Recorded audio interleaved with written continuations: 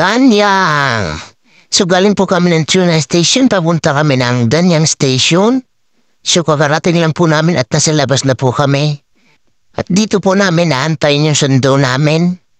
Kasi kapag naka-reserve po kayo ay susunduin po kayo ng mga taga-paragliding. At kung hindi naman po kayo naka-reserve, bay kailangan lang po mag-taxi papunta sa address nila. At andito na po yung sundo namin, isang itim na van. At papunta na kami ng paragliding. At ito na po, on the way na kami sa bundok. Sa pupuntahan namin at siyempre may kwentuhan muna. Nagkukwento naman tong Koreano na galing daw siya ng Pinas. Okay. Punta daw siya ng Boracay, Pampanga. Maganda naman yung view dito sa gilid, mga mokongs. Ang lino ng ilog dito sa kabilang gilid, sa kaliwa. At pwede ka pang mamingwit dyan. Napakatahimik ng ilog, mga mokong. Siguradong maraming isda dito. Ayan, ang ganda ng tulay. At nararamdaman ko na mga mokong, papalapit na kami sa aming pupuntahan. At malayo-layo na ang aming nabiyahe. Papunta pa lang sa paragliding ay sulit na ang view. Ayun na nga, ayan na. Nagbabaan na yung mga galing sa bundok, mga mokong. At ito na nga mga mokong, sandito lang na sa taas ng bundok.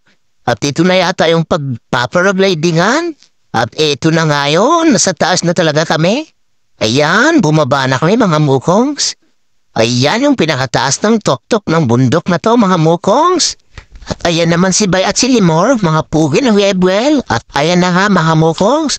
Pinagtuturo ko na itong mga kayamanan ng lulo ko mga mukongs. Sabi ko lahat ng nakikita niyo ay lupain ng lulo ko yan mga mukongs. Pero by the way mga mukongs, dito talaga yung umpisa sa tuktok na to. At tatalong papunta dun sa baba. Dito lang mag-uumpisa yung parachute. Ayan na mga mokongs. Nagsusuot na kami ng uniform para sa paglipad na aming parachute mga mokongs. Para sa kaalaman mga mokongs, ang binayad po namin dito ay 120,000 won. Dapat ang babayaran namin talaga ay 130,000 won. Pero dahil nagpa-reserve kami, may discount kami na 10,000 won. Kaya ang binayaran na lang namin ay 120,000 won. Bali 5,000 pesos din sa peso mga mokongs. At lilipad po kayo sa taas ng 10 to 12 minutes sa taas mga mokongs. At ito na nga mga mokongs, start na. At inayos na ng driver ko yung parachute namin. At umpisa na, ayun na, takbo. Ayun na, bubuka na yung parachute, takbo na. Takbo na, takbo, talon sa pampam, talon. Ayun na mga mokongs. At ito na nga ang magandang experience ko mga mokongs dito sa South Korea. Isa to sa mga experience kong hindi ko makakalimutan dito sa South Korea. Aba, ay gusto ko talaga to, extreme. Sa taas mga mokongs, mahangin talaga sa taas mga mokongs. I-enjoy muna natin to dito sa taas mga mokongs. Actually mga mokongs, hindi naman siya nakakatakot. Sige, i-enjoy lang natin. What's under muna kayo mga mokongs sabang sa taas pa ako.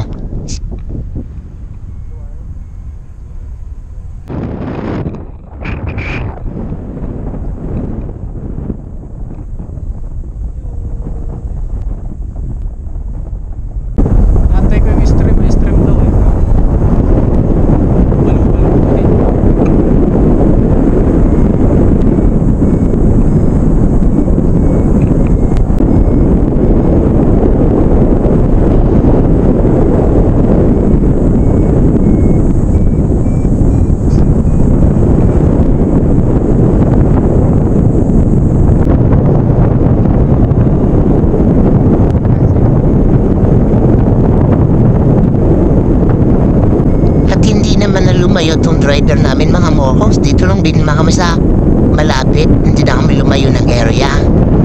At nag-decide din tong driver ko na mag-landing daw kami mga mokongs sa pinanggalingan namin kung saan kami naglipad. At ito na nga mga mokongs, palanding na kami. Ayaw ko nang pahatayin yung video mga mokongs para mabilis lang tong video na to. Ayan o, na-extreme na niya. Kasi palanding na kami yan mga mokongs. Tingnan nyo lang paano kayo maglanding mga mokongs. Paglalapit na pala lumanding mga mokongs sa lupa, ang gagawin nyo lang iangat nyo yung paa nyo para hindi kayo mabali ang pit nyo kasi may ano yan, may parang salop. Meron na upuan yan makapal, yan na yung babagsak sa lupa. Siyangat ko lang yung paa ko, tapos okay na, ganun lang mga mokongs. Very easy. Yun, suminyas na sa rayanat ko daw.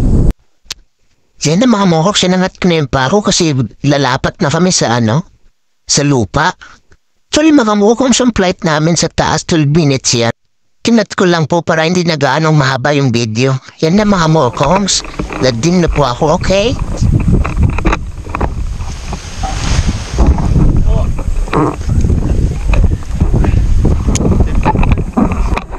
Bye-bye. Medyo gutom na kami mga mokons. Kanina pa kami umaga walang kain. Simulan mo ng biyahe kami.